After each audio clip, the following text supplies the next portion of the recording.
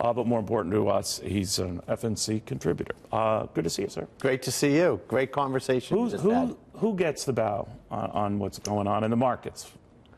Well, listen, I think Obama had a much better 8 years than he's getting credit for from today's administration. And I think some of the concerns that you were just talking about, the deficit. Let's be clear. He cut the deficit from north of 10% to under 3%. This new tax reform is going to blow up the deficit again. So for all the fiscal hawks... Well, he did also increase the total debt entry. I'm not saying him specifically, or a lot of other people there. Right?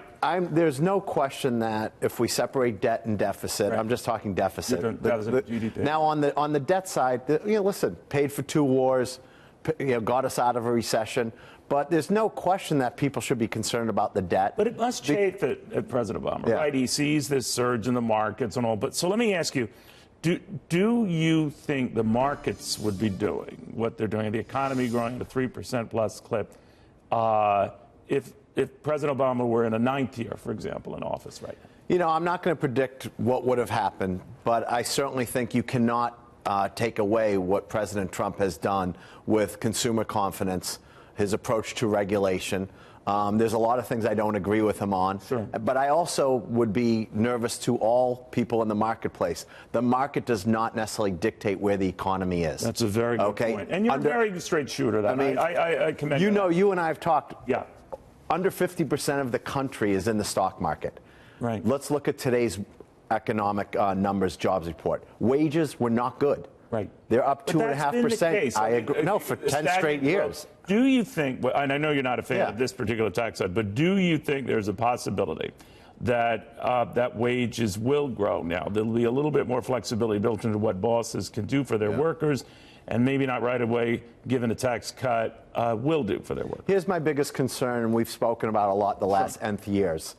Corporate CEOs don't hire and invest based on taxes. They hire based on growth and where they see the economy and the global markets going. Well, they also look at what their competitors are doing. Yeah, but with technology and innovation, it doesn't necessarily relate to wage increases. I think we need to spend money on skilling and retraining to where the future's going.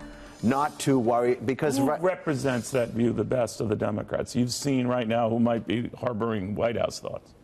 I think there's a lot of, the Republican Party did it really well with their group of young guns, with Ryan and Henseling and McCarthy and Cantor. That group, they got a voice. And they really saw a direction and vision differently that kind of balanced McConnell and Boehner.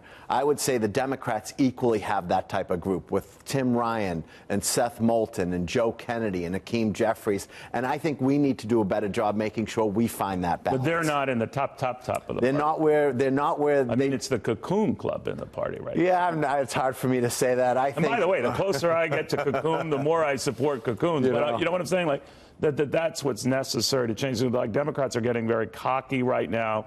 They look at these polls and all. Yeah, I don't buy the polls at all. Yeah. I think polls mean nothing. I think we need to be, as a party, more aspirational. Being the party of anti-Trump is not a winning solution. Okay, being the party of for something. We're all Americans. We like to go in and vote for someone that's for something, not because someone's against something.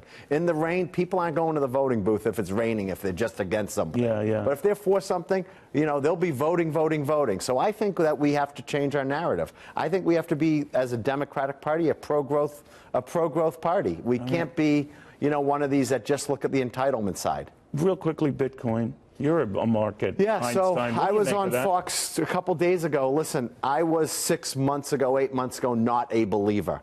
I studied a lot of blockchain and understood what it is. I think blockchain validates this whole idea of cryptocurrency.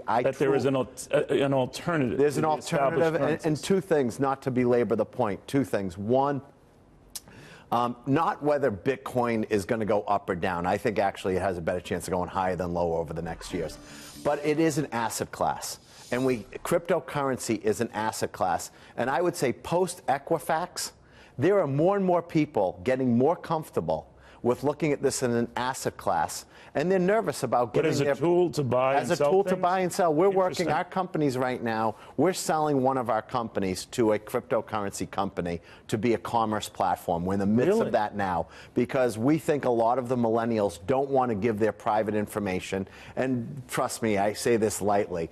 You know, Amazon is amazing, but there could be another platform that you don't have to give your private information. You don't have to pay credit card fees. You don't have to pay bank fees. And maybe you're sitting across from a person who thinks that's a good idea for old guys like you and I. No, that's a very good point. So I think post Speak for yourself Equifax. on the old guy thing. Well, I but, was just. yeah. No, that's So a very good post the point. Equifax, I think it really changed how people thought about this whole cryptocurrency. Yeah, you just raised its most compelling point, that it's not subject to some of these other vagaries that can be leveraged and taken advantage of.